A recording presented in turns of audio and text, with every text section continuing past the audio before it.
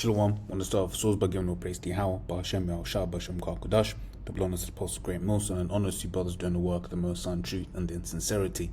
Yahweh's real name of whom the world ignorantly calls God, Jehovah, Yahweh. His real name is Yahweh, and the Son's true name is Yahweh Shai. And when we pray Yahweh, Bahashem Yahushua, Ba meaning in, Ha meaning that, and Sham meaning names, Yahweh, in the name of Yahweh Shai.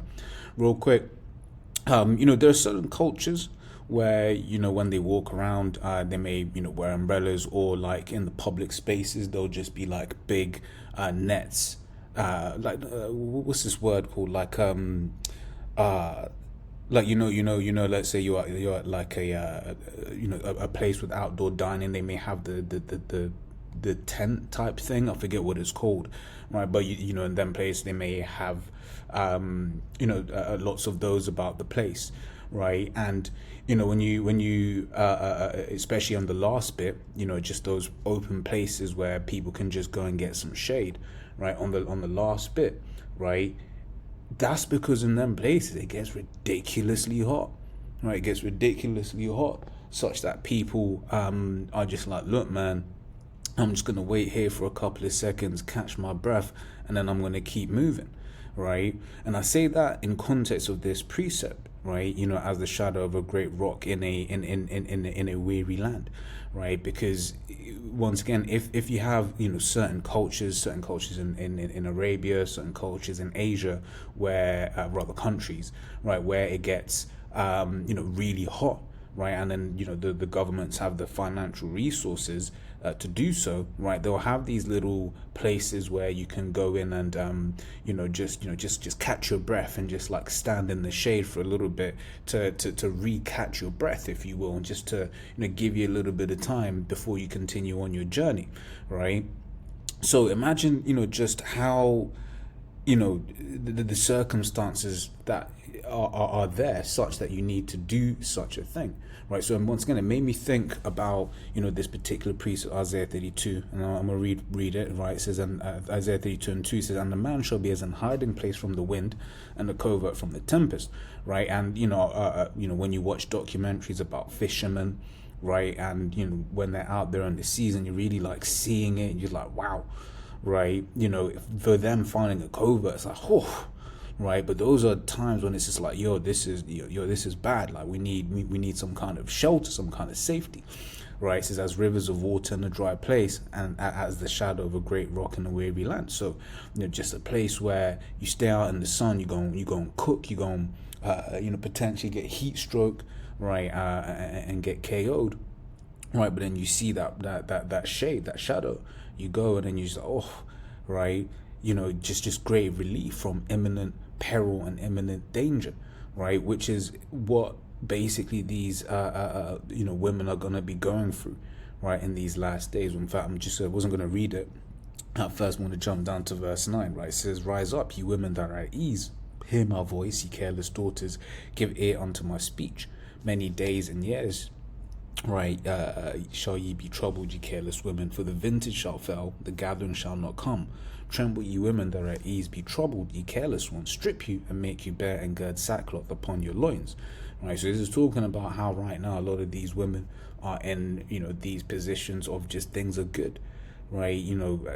Things are getting worse, but in the grand scheme of things, the programs, although they're starting to stop, right, there is some kind of way to access them for some people, right? But there's going to come a time when the society is going to change such that Isaiah 4:1 is going to take place, right? It says, let's read it, right? It's Isaiah 4:1. It says, and in that day 7 women shall take hold of one man, saying, we will eat our own bread and wear our own apparel, right? Only let us be called by thy name to take away our reproach. So that's what's going to be happening, right? And you're starting to see it now, because the comfortable jobs that Esau gave these women, right, the benefits that he gave them to sustain them and stuff like that, he's slowly starting to pull them away, right? And then these women now, they just are like, look, man, they're just looking for a man, right? They've had to go through that hardship, and this is the thing. It's like, this is just the beginning, right? Scriptures talk about the beginning of sorrows, right? This is just the beginning. The Lord is going to make things real bad, right?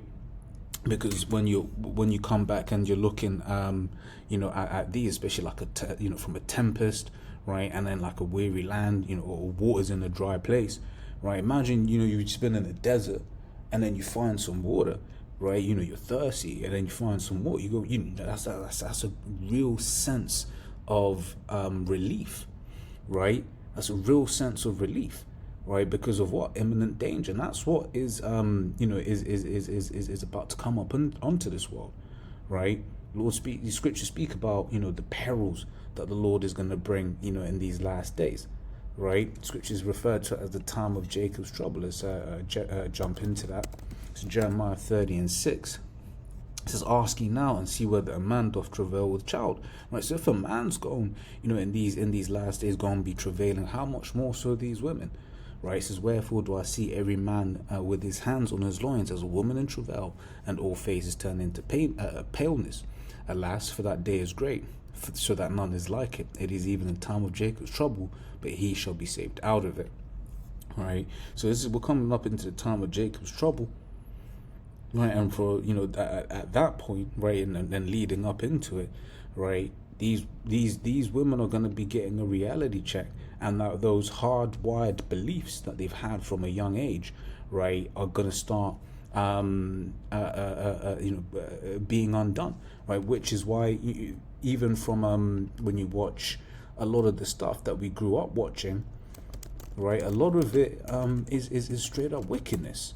Right, when you sit and you're analyzing, you're like, wait, they're pushing, they're pushing feminism, right? They're pushing the debasement of the man, right? From a young age. This is Proverbs 22:6. "Train up a child in the way he should go, and when he is old, he will not depart from it."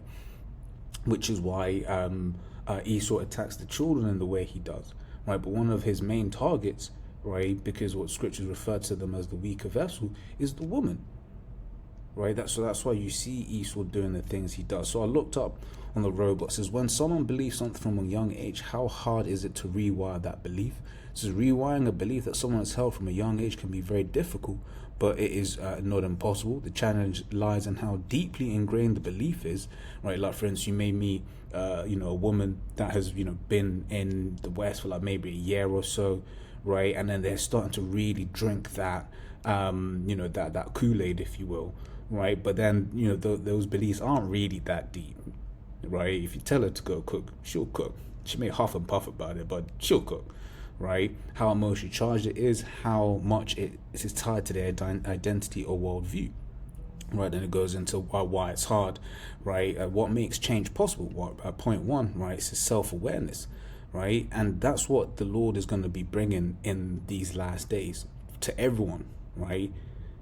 It's the fact that let me try that again, right? So the Lord is going to be bringing self-awareness to everyone, right? Especially these women in these last days, because Eve from a young age has told them about independence, right? Subverted, right? He's pushed it via subversion about Miss Independent, this, that, and the other, right? But these times you're very dependent, right?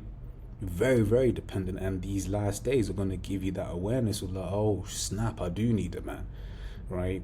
It goes on. So it says, self-awareness. The person might first recognize that the belief might be flawed, limiting, or inaccurate.